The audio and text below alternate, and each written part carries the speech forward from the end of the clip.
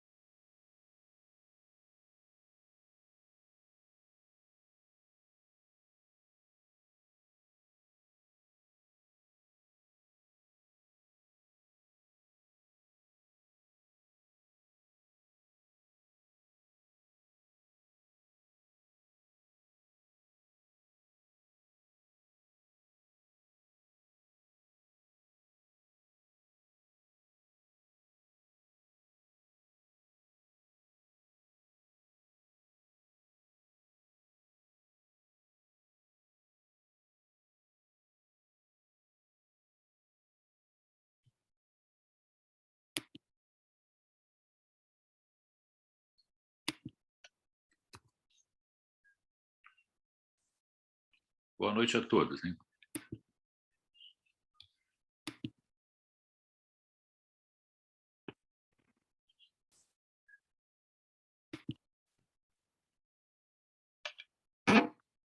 Vocês estão me ouvindo? Estamos sim, professor. Obrigado, Carolina. Então, vamos dar continuidade aí ao nosso programa de Escolher com Sabedoria em Medicina. Hoje a gente vai para a área de medicina intensiva, que é a área que eu trabalho, né? Talvez aí de todos os assuntos que tenham que ser comentados, essa é a área onde eu tenho, digamos assim, maior domínio, né? Leitura, né? Por conta do meu trabalho na área de medicina intensiva, né? Então, deixa eu colocar aqui, compartilhar a tela com vocês para a gente começar.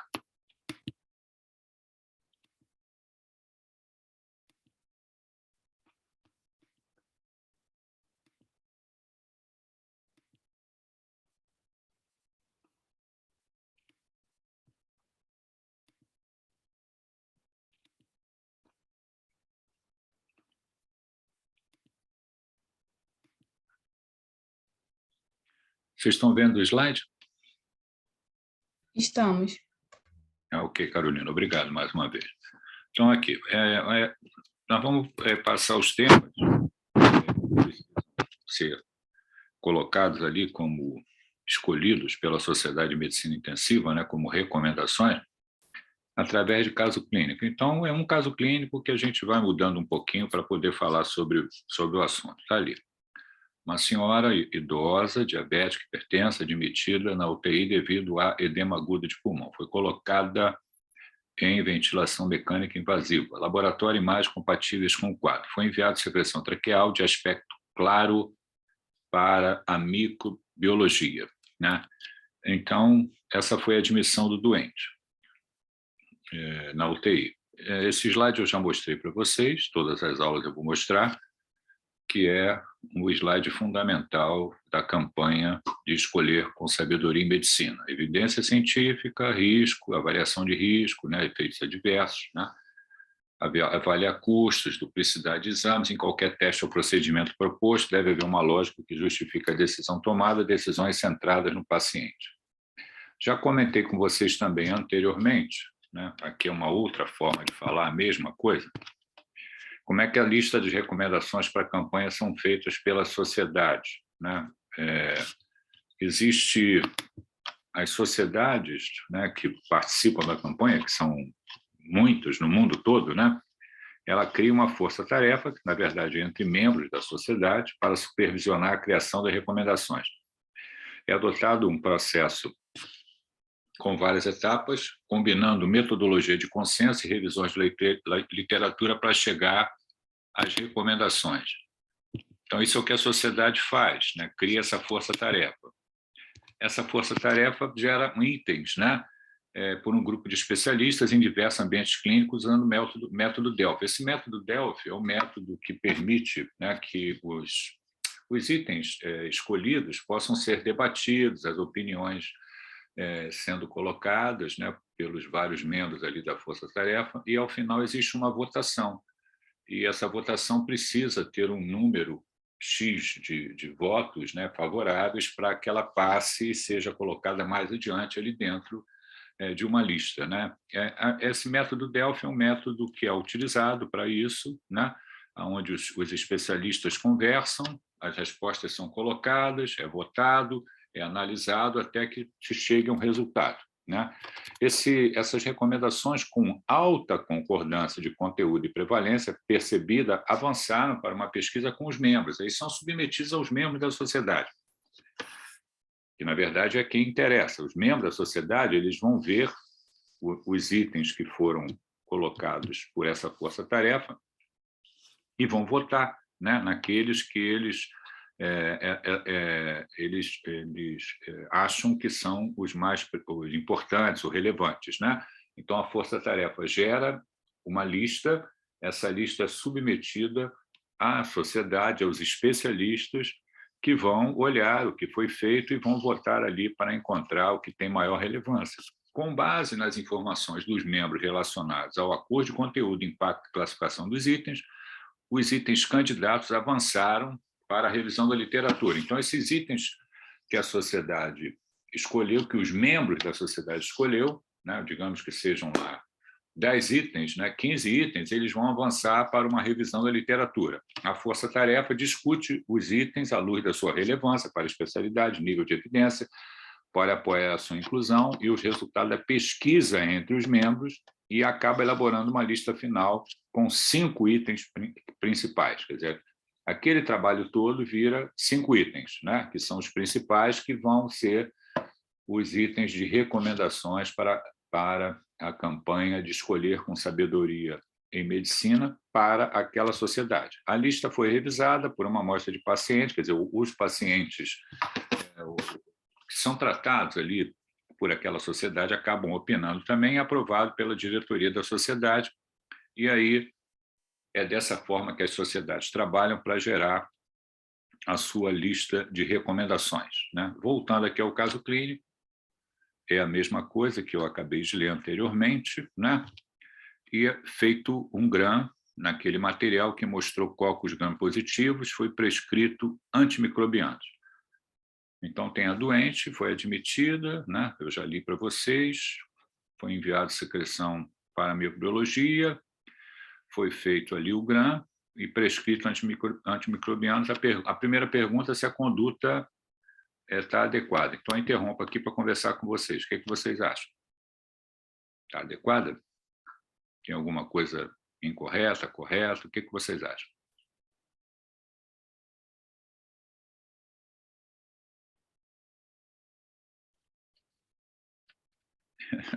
Vocês têm que achar alguma coisa, né? E aí?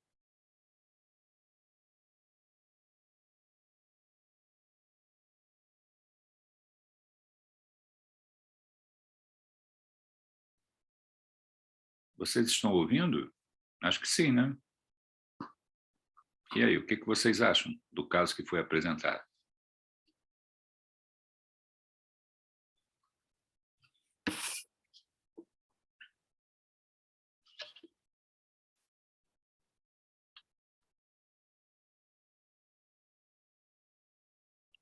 Ninguém se habilita? Então, vamos escolher um aqui. Éder, o que você acha, Éder?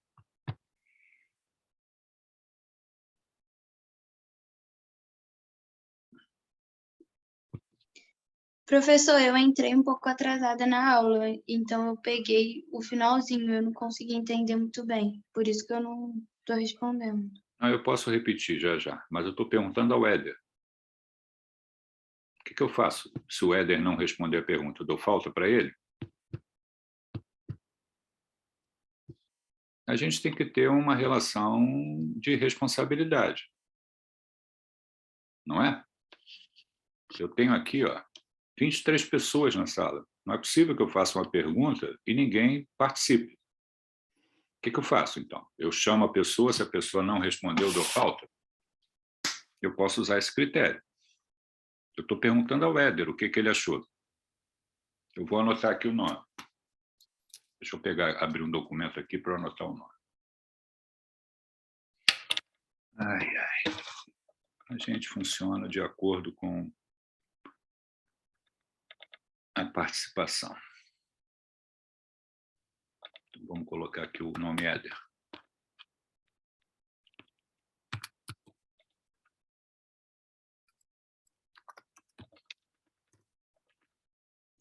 Depois eu coloco o não a presença, né?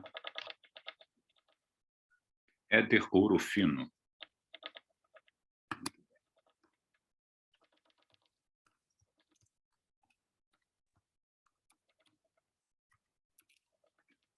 Vamos escolher outra pessoa aqui que está na sala.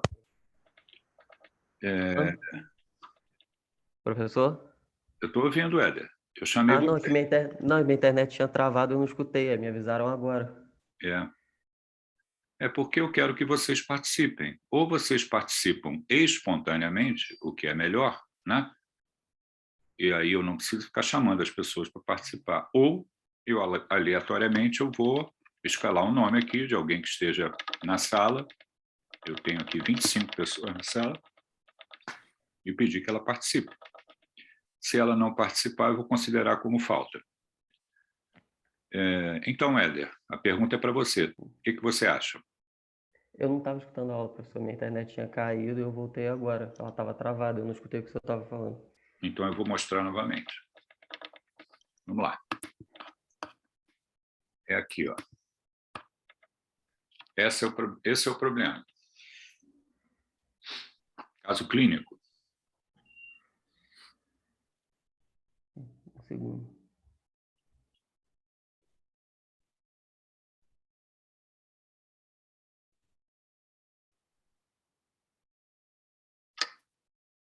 A conduta para esse caso?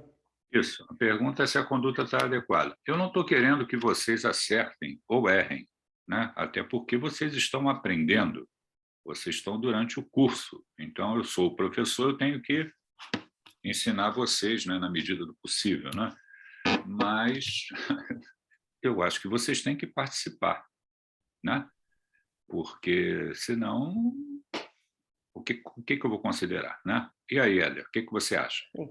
Não se Então, no preocupa caso... em acertar ou errar, tudo porque bem. isso não é o mais importante. Eu só quero que você participe e também me dê um racional, né? Você pode dizer assim, eu não acho adequado, mas você tem que me falar por que você está pensando desse jeito. No caso, ele foi feita a cultura e foi passado um antibiótico para ele, foi isso? Isso é o que está escrito ali. Você entendeu dessa Sim, então, maneira? eu acho. Eu entendi dessa maneira. Mas não tem ali. Você já tem o resultado da cultura? Não, eu não vi se foi o resultado tinha sido feito. Eu só li o que tinha feito a cultura, mas eu não li a segunda parte, eu esqueci. Mas não Pode está voltar. escrito cultura. Foi enviado para mim. Vou botar Tá. novamente. Pode ler com calma, que eu não tenho pressa, não. Está escrito cultura ali em algum momento? Não, foi enviado uma secreção traqueal do espectro para microbiologia. Foi feito gram que mostrou cocos gram positivos. Então, se foi eu achei que, como tinha dado coco gram positivo, tinha dado positivo a cultura. Essa informação da cultura eu só vou ter mais adiante. Concorda? Sim. Sim. No primeiro momento, o que eu tenho é o que a gente chama de bacterioscopia, de um material que foi enviado para a cultura. Quando eu mando para microbiologia, está implícito que será feito uma análise desse material. Se é um material que eu quero identificar a presença de micro-organismos, vai ser feito, num primeiro momento, uma coloração pelo gram e semear no meio para ver se há crescimento do micro-organismo. E mais adiante eu vou saber o resultado da cultura e do antibiograma. É assim que a microbiologia funciona. O que eu tenho na mão agora é que a bacterioscopia mostrou cocos gram-positivo e o médico que está acompanhando o doente prescreveu antimicrobianos. E a pergunta é se a conduta está adequada. Você faria antimicrobianos? Por quê?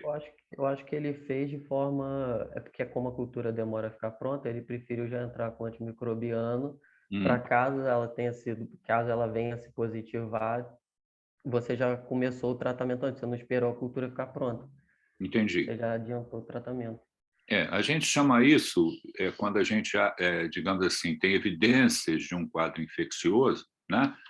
E eu colho material para identificar o micro-organismo, já naquele momento, ali, quando eu tenho evidências clínicas, né, e laboratoriais de um quadro infeccioso, eu posso colher o material para cultura e iniciar imediatamente o esquema antimicrobiano. A gente chama isso de tratamento empírico, né?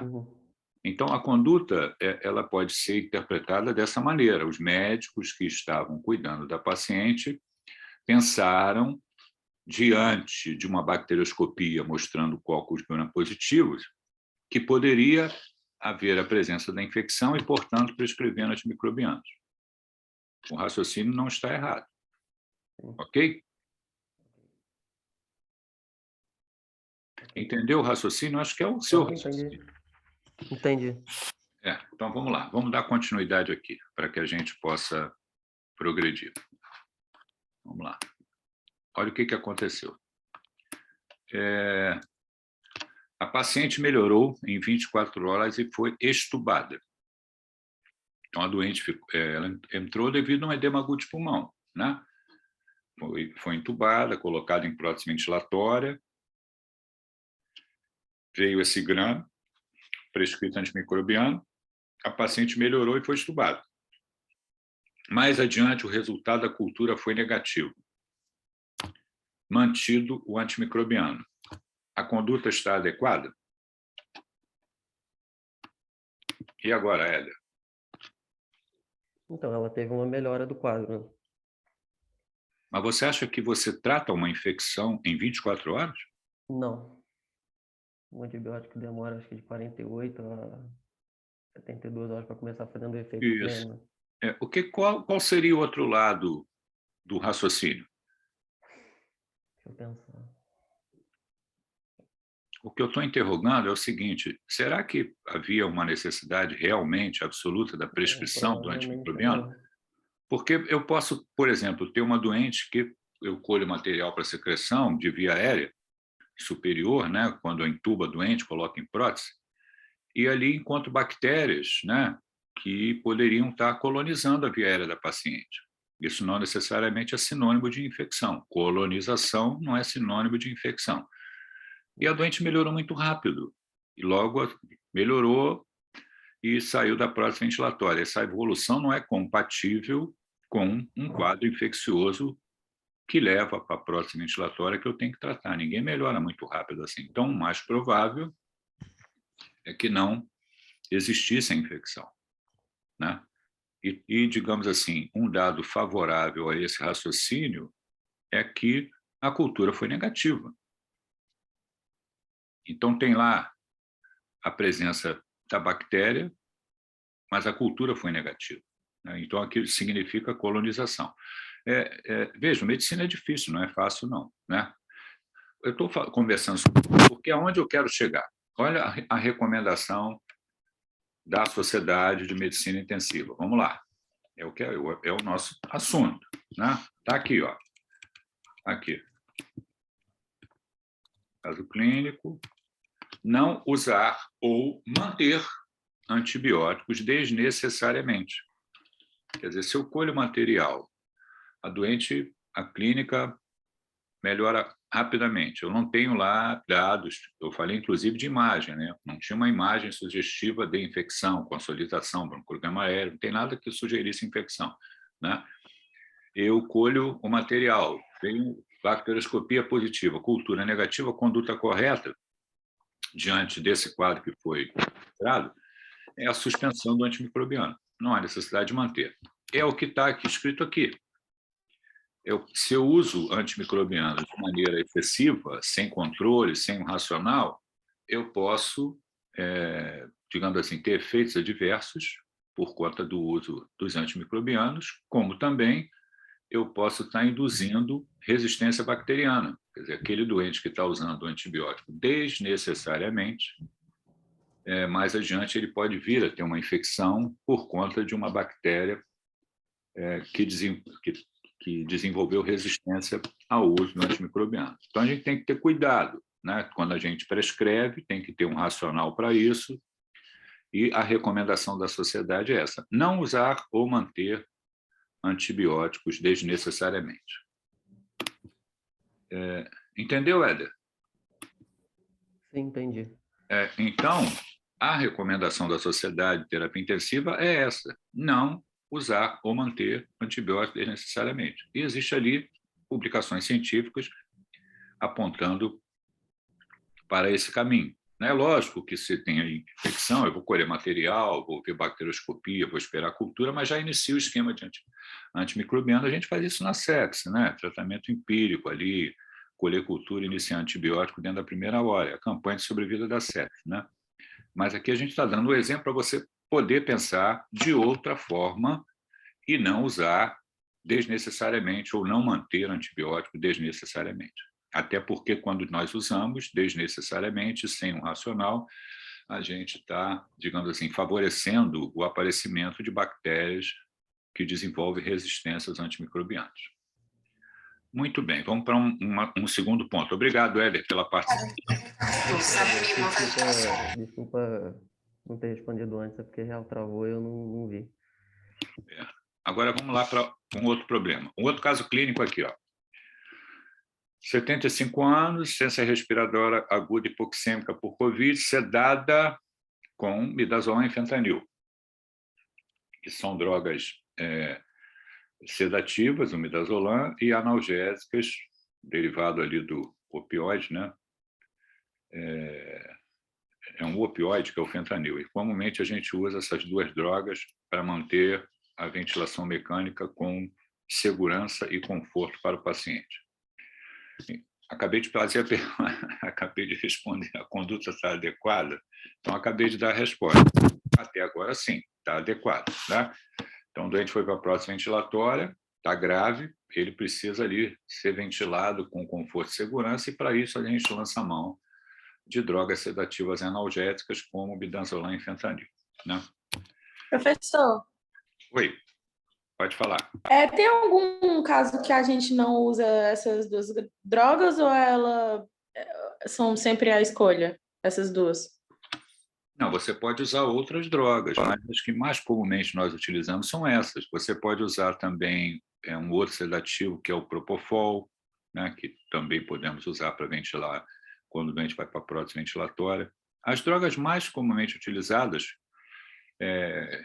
para sedar o paciente em ventilação mecânica é o midazolam e o propofol, ou um ou outro, né? E muitas vezes associado a uma droga analgésica, que também vai, digamos assim, deixar o doente confortável, sem sentir dor, né? É o fentanil. Então, a gente associa o midazolam com fentanil ou o propofol com fentanil. Um tem uma meia-vida mais longa, que é o midazolam, e outro tem uma meia-vida mais curta, que é o propofol. Entendi, obrigada. Nada. Então, vamos ver o que aconteceu aqui para que a gente possa chegar a uma recomendação da sociedade. Você já vai entender. Está aqui, ó, 5 dias depois, após melhora da troca gasosa, que a gente chama de relação PE, fechada a sedação, analgesia, a paciente não despertou nas 24 horas subsequentes. Aí a pergunta é essa: o que pode ter acontecido e o que poderia ser evitado? E aí? O que você acha, Ana, que você participou agora? Estou pensando. Oi? Pensando? Estou pensando que pode ter sido. O problema é o seguinte: a doente melhorou, a troca melhorou, os médicos que estavam tratando a doente fecharam as drogas sedativas e analgésicas e a doente não acordou. Ela deveria... Mas ela ainda pode estar sob efeito, não, professor? Sim. E aí? Como é que eu posso agir de uma maneira para isso ficar melhor? Você vai estimular a paciente de alguma outra forma. Como? Ai, eu não sei. Tem uma droga que reverte, não tem? Eu acho que... Isso, eu ia falar algum outro... Não entendi a participação. Tem uma droga que reverte o midazolam, não tem? Ou eu tô... Tem, mas não se usa nesse contexto. Ah, entendi. Não tem objetivo. Não é esse o objetivo. Você pode voltar no slide, por favor? Posso, lógico.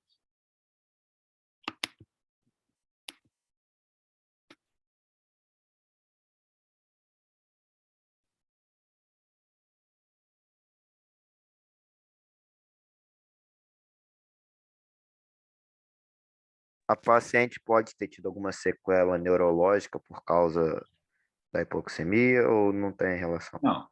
Não é esse o caso. Não. Se eu tivesse colocado ali, por exemplo, a doente parou, foi reanimada e retornou a ritmo cardíaco organizado, poderia se tratar, por exemplo, de encefalopatia anóxica, né? A doente ficou em coma pós-parado, mas não é isso. Não é isso. A mensagem aí é o seguinte, vamos lá. Deixa eu mostrar para vocês aqui. Aí tem uma recomendação da sociedade, que é essa aqui, né? Quando a gente seda um doente em ventilação mecânica, a gente deve monitorar o nível de sedação. Existem escalas que nós utilizamos para monitorar o nível de sedação em doente em ventilação mecânica. Essa é uma escala RASS. Tem ali o nome do autor, né? RASS. É uma escala de sedação, digamos assim, que seja mais utilizada para a gente monitorar o doente em ventilação mecânica que está sedado. Vejam que essa escala foi publicada em 2002, quer dizer, tem 20 anos, né, que ela é utilizada aí dentro das UTIs. E eu tenho ali os níveis de sedação. Quer dizer, se o doente tem lá o +4, ele não está sedado, ele está agitado, e não dá certo isso, porque o doente vai se estubar, ele vai meter a mão no tubo e vai arrancar. Por outro lado, se ele fica com -5 em coma, sem resposta aos estímulos verbais ou exame físico, é ruim também, porque significa que eu estou fazendo sedativos e analgésicos demais. Normalmente, o que a gente quer quando seda o doente é isso aqui, que o doente fique nesse nível de sedação. Então, a gente deve monitorar o nível de sedação e tentar manter o doente que está em prótese ventilatória com o uso de drogas sedativas analgésicas nesse nível da escala, entre 0 e -2. Se eu passo, e na maioria das vezes, o que acontece? Eu tenho uma sedação excessiva, né? O doente fica lá com -3, -4, até -5. E essas drogas são drogas que acumulam. Quando eu fecho a sedação, o doente não acorda. Ele demora a acordar porque a droga acumulou e ela vai ser eliminada lentamente. Então, por isso que está colocado ali que o doente não acordou. E por que ele não acordou? Olha a recomendação da sociedade. Ó, não usar sedação excessiva. O motivo e os trabalhos publicados. Tem um autor que publicou um trabalho ali, o chamado Kress, que ele manda fechar a sedação todo dia. E quando fecha a sedação, chama-se interrupção diária da sedação. Essa interrupção diária da sedação faz com que o doente acorde e, se ele caminha para sair da prótese ventilatória, vamos para frente. Se ele não tem condição de caminhar para sair da prótese ventilatória, que a gente chama de desmame, né, da ventilação, ele retorna à sedação, mas com doses que seriam menores. Então, tem que fazer duas coisas, né? Monitorar o nível de sedação e interrupção diária da sedação. Essa é uma recomendação da sociedade. Entenderam? Professor, Deixa eu... entendi. Posso fazer a pergunta? Oi? Posso fazer a pergunta? Deve. Pode fazer. Tem um limite que a gente sabe quando o paciente, assim, até tantas horas é aceitável ele não reagir. Tipo assim, suspendeu a sedação e até tantas horas é aceitável. Depois a gente percebe que foi excessivo. Não, o doente vai acordar. Se ele não tem nenhum neurológico, ele vai acordar. Só que isso atrapalha a retirada da prótese, entendeu? Se ele ficar muito sedado, a droga acumula. Eu estou usando níveis, digamos assim, níveis de sedação maiores do que eu deveria, porque eu não estou monitorando. E aí eu fecho a sedação, o doente demora a acordar. Se ele demora a acordar, ele vai levar um tempo maior para sair da prótese ventilatória, entendeu? É isso. Sim. Uhum, tá bom. Um outro ponto relacionado a esse está aqui também, ó. Vamos lá.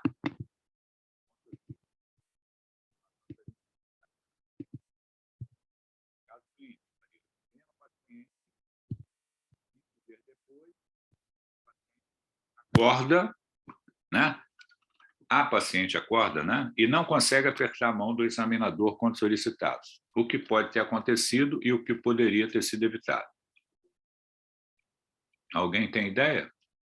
Quer dizer, a doente acordou, eu mandei, a senhora está ouvindo? Aí ela responde ali com o olhar, né?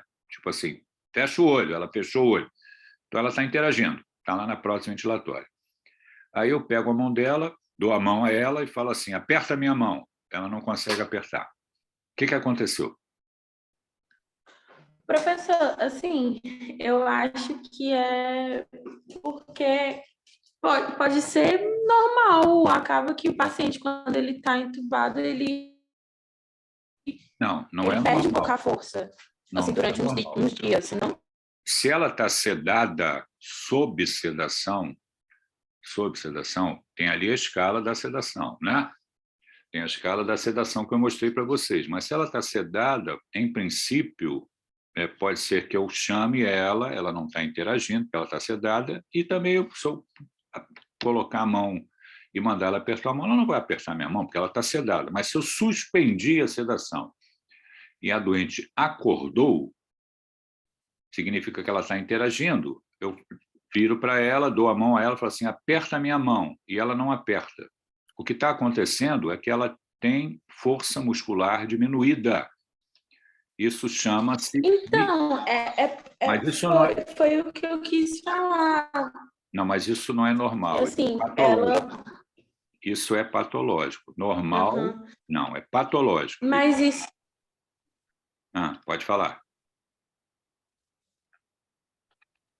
Eu entendi que é patológico, mas no sentido de, por ela ter ficado muito tempo sedada, o normal que eu falo é esperado ela ter esse tipo de... perder essa força.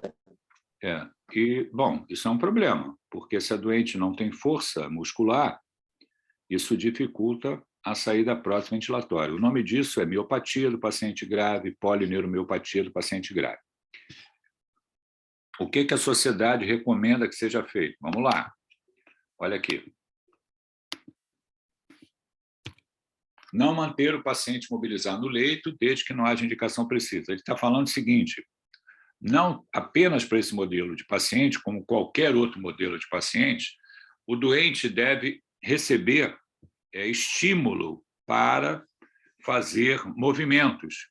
É o que eles chamam ali de fisioterapia. Fisioterapia, né? A interrupção, leia-lhe o segundo parágrafo, nesse sentido que combinou interrupção diária da sedação com atividades fisioterápicas e terapia ocupacional, demonstrou importante impacto na recuperação e na capacidade funcional dos pacientes. Quer dizer, na medida em que eu interrompo a sedação para avaliar se o doente pode fazer desmame ou não, eu estimulo o doente, aperta a minha mão, mexe a perna, quer dizer, lógico, com os profissionais habilitados, e o doente pode voltar a ser sedado mais adiante, né? Se ele não preencher critérios para fazer o desmame. Mas eu estou estimulando de maneira funcional, ali com a fisioterapia, tentando evitar a ocorrência da miopatia, da polineuromeiopatia, de a forma grave, que vai me atrapalhar a recuperação do doente, vai me atrapalhar a saída próxima ventilatória. Entenderam? Sim, professor, entendi. Vamos para um outro problema. Outro exemplo.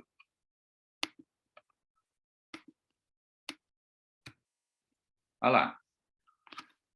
70 anos, insuficiência respiratória aguda por Covid, estubado após 10 dias. Fez febre, 38,5, em vários momentos no 14º dia de internação. Acesso infemoral, desde o dia da internação, na UTI apresentava sinais de purulência. O que aconteceu e que talvez poderia ter sido evitado? Foi infecção do acesso. E aí? Podia trocar, né? Podia ter trocado. Podia, se o doente melhorou e foi estubado, significa que eu posso ter, né, alguns dispositivos, alguns procedimentos, né, que eu utilizo no doente na UTI, na medida em que o doente melhora, se ele não precisa mais absolutamente daquele item, daquele procedimento, daquele dispositivo, a gente deve retirar, né?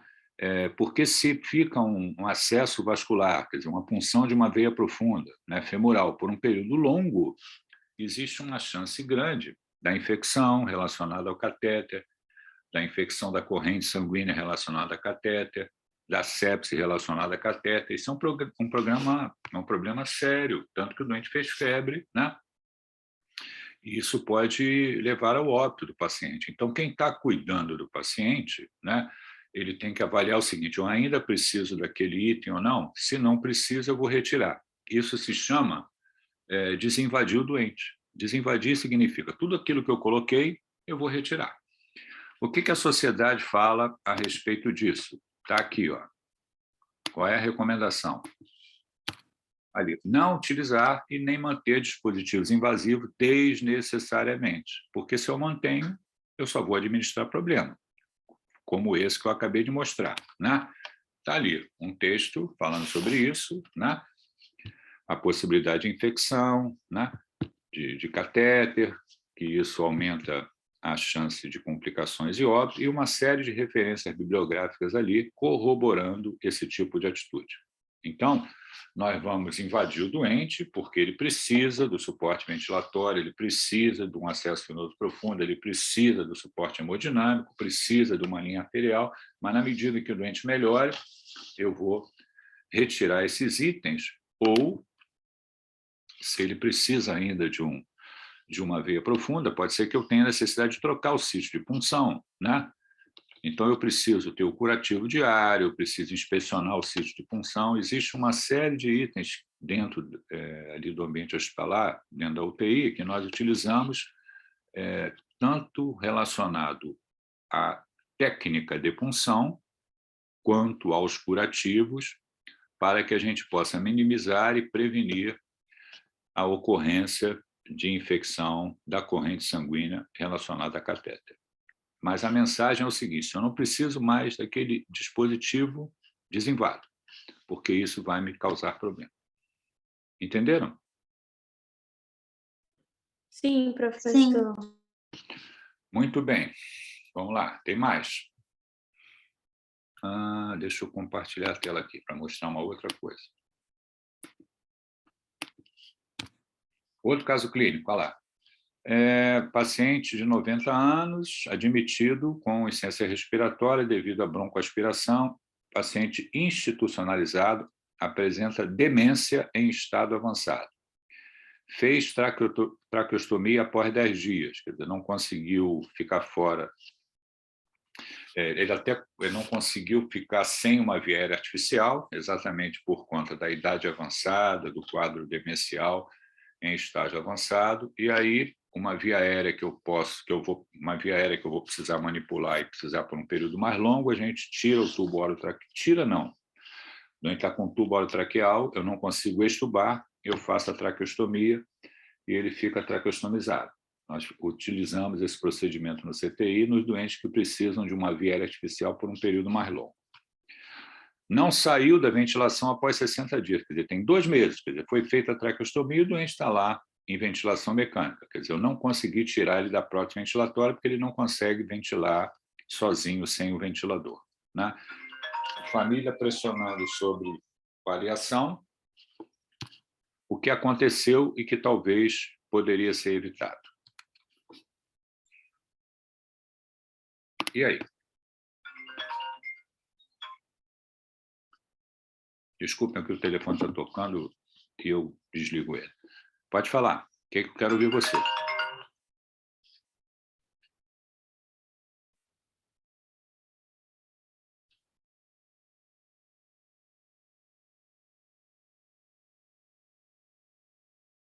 que vocês acham? Pode voltar o slide, professor? Agora,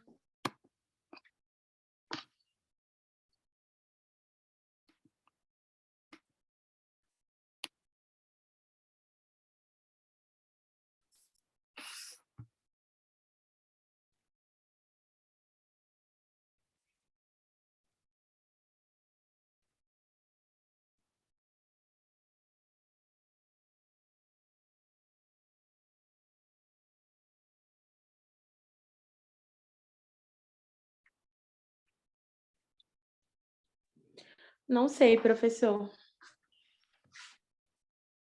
você tem alguma opinião? Você tem direito de falar. Professor, esse paciente já tem Alzheimer avançado, né? Você falou?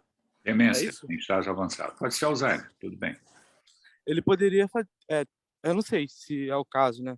Não sei se ele comia pela boca, enfim. Fazer uma GTT, eu não sei se é isso. Ter feito uma GTT, professor. Não, lógico. Porque no caso a broncoaspiração dele aí pode ter sido por N motivos. Uma delas é porque ele ainda come pela boca, mesmo a gente vê familiar até hoje fazendo isso. Errado, no caso. Lógico, tá? Esses doentes, um doente com demência, né? Ele evolui exatamente porque não consegue se alimentar com desnutrição, né? E, além disso, existe o risco alto do doente broncoaspirar e fazer pneumonia aspirativa, que é o caso desse doente aí que eu estou descrevendo, né? Demência, institucionalizado, pneumonia por broncoaspiração, insuficiência respiratória, levado ao hospital, entubado, não saiu da prótese, fez a traqueostomia, tem 2 meses internado em ventilação mecânica e a família pressionando sob paliação. O que você está falando de fazer a gastrostomia, né, pode ser feita por via endoscópica, é altamente razoável, né? Nesse intervalo de tempo aí de 2 meses, com certeza, isso já foi colocado, né, como uma medida adequada. Quer dizer, num primeiro momento é passada uma sonda nasentérica e depois, se o doente fica com esse contexto clínico, né, e tem o risco de broncoaspirar, né, e não vai se alimentar via oral mais, eu posso providenciar a gastrostomia por via endoscópica, aí eu retiro a sonda nasentérica e faço a nutrição enteral do doente pela gastrostomia. Mas não é essa a pergunta que está sendo feita. Não é. O que está sendo feito, o que está sendo colocado é outra coisa. Vamos lá, vamos ser um pouquinho radical, né? O que a família, o que vocês entenderam ali, família pressionando sob paliação? O que vocês entenderam por isso?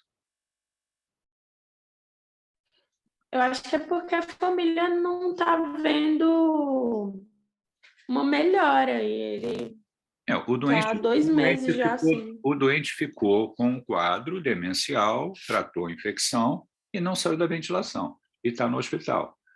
Uma opção para esse doente, por exemplo, né, se ele é um doente institucionalizado, significa que ele estava em um ambiente que a família pagou para que ele ficasse, né?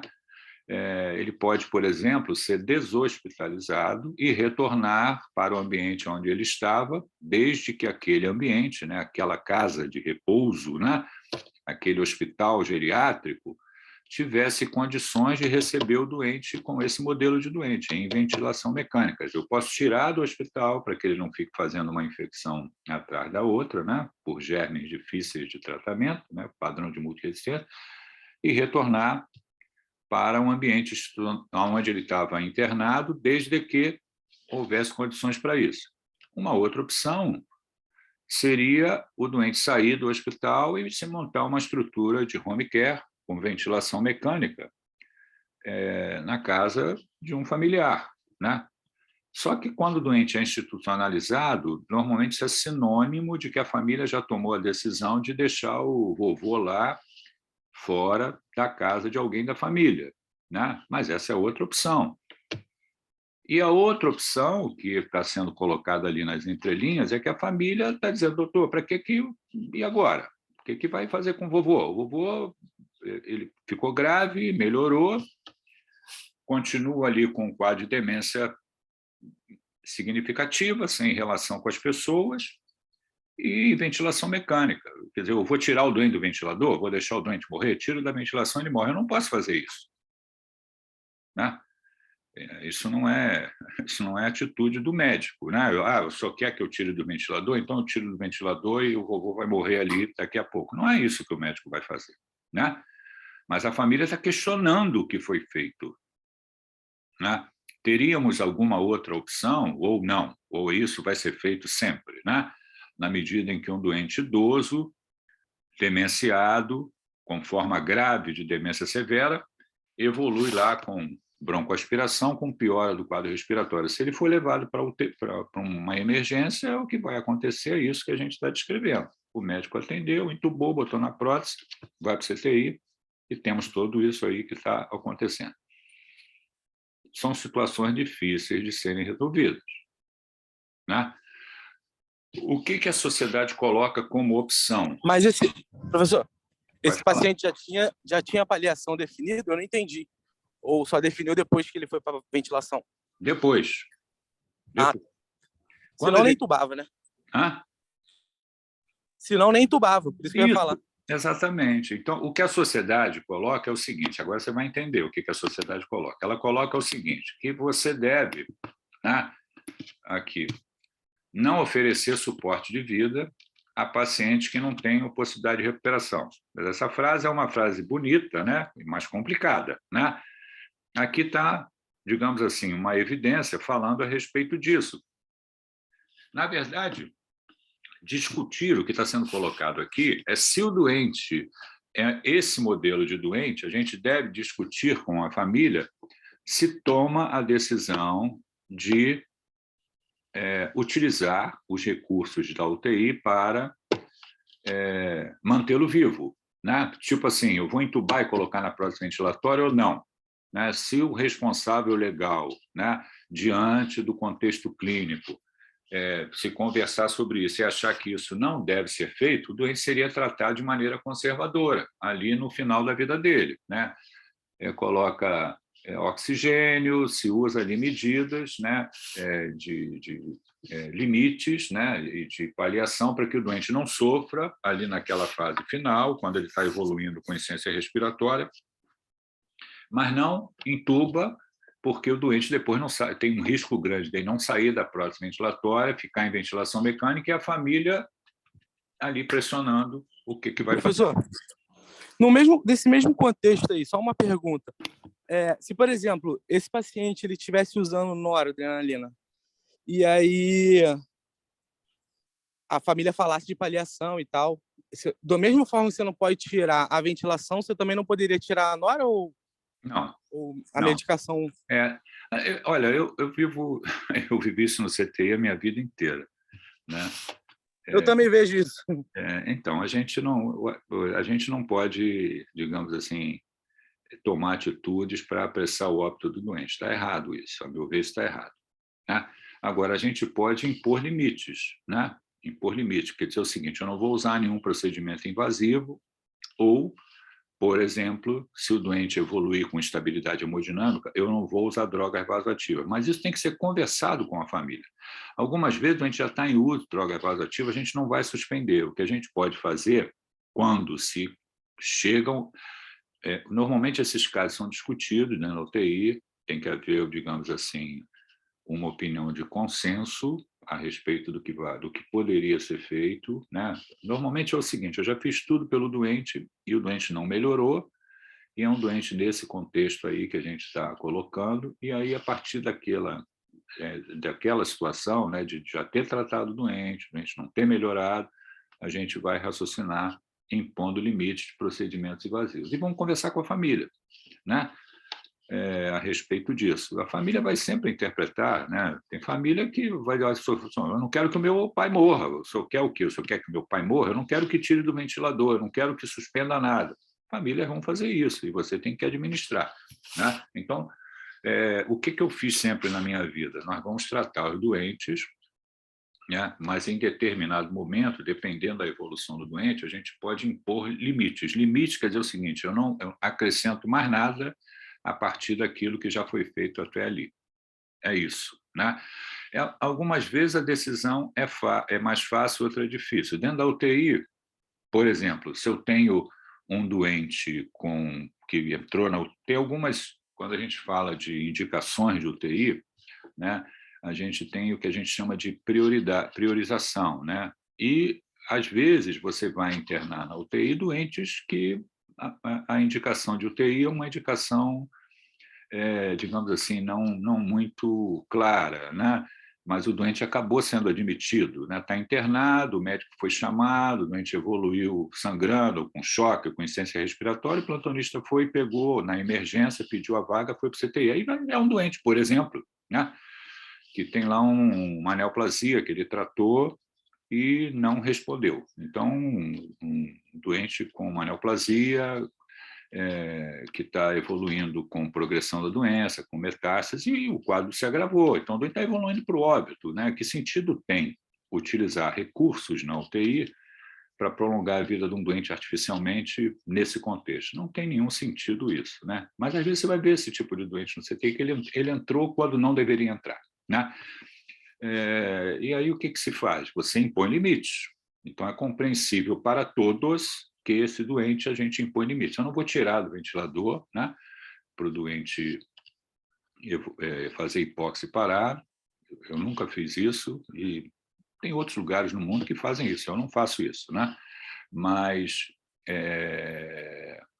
eu posso impor limites, né? O outro modelo de doente é um modelo de doente que tem uma sequela neurológica grave, não está em coma, né? Então, por exemplo, fez um acidente vascular encefálico isquêmico, extenso, hemisférico, e está em coma, uma lesão neurológica grave, uma sequela neurológica grave. Então, esse doente é um doente que não vai melhorar absolutamente com nada. Ali, num primeiro momento, foi tratado, mas ficou. Então, vai chegar a hora que você vai impor limites ali, vai conversar com a família sobre isso também, né?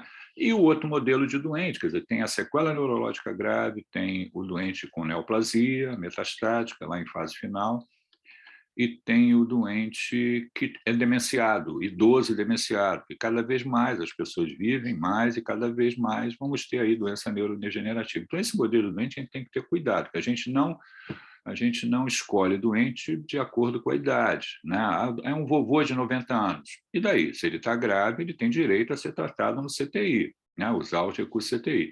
É um doente institucionalizado com uma demência grave, aí a discussão que a sociedade está colocando ali como recomendação é o seguinte: será que esse doente, caso o quadro piore, eu devo levá-lo para o hospital e levá-lo para o UTI? Pode ser que essa conversa feita previamente com a família, a resposta seja não, não tem que fazer isso, né? Para que eu vou tratar um doente, entubar, não vai sair da prótese ventilatória, um doente que não tem vida de relação, um doente que tem um quadro demencial grave, né? Mas isso tem que ser conversado com a família, Se você não conversou com a família, o que eu coloquei no caso clínico é o seguinte: não foi feita a conversa com a família e agora vamos administrar o problema.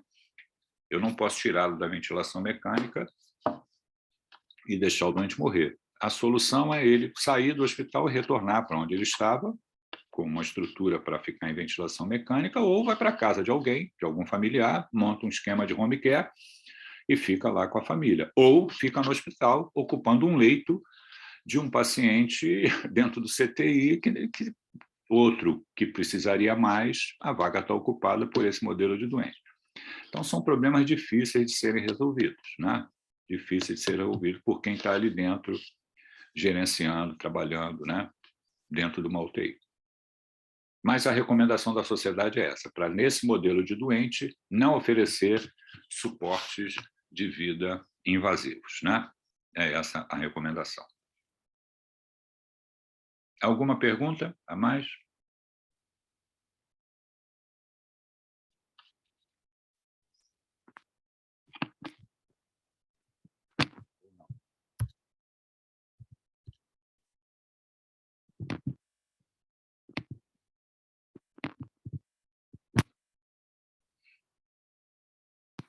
Entenderam as discussões? Sim, professor, entendemos. Então tá bom. A intenção é essa, que vocês possam participar, senão eu vou ficar falando aqui, falando. Eu tenho que ouvir vocês, e vocês estão aprendendo. Não se preocupem em falar certo ou errado, não. A intenção é haver uma discussão, né? Eu posso estar errado também, estou falando uma coisa aqui errada, vocês podem me corrigir. Fiquem à vontade, tá? Bom, se não tiverem pergunta, podem colocar o nome e a matrícula. Até semana que vem. Professor, a Louise está aqui em casa comigo, porque ela está sem... O celular dela acabou a bateria, aí a gente está junto aqui, tá, Louise? Eu tô aqui, professor. Aí a gente vai colocar a presença junto, tem problema? Louise, não tem problema, não. Eu e a Louise. E o nome do Éder também eu já tirei da lista de falta, está tudo certo, tá, Éder? Um abraço para vocês, hein? Tá bom, obrigado. Valeu, obrigado, professor. Um abraço.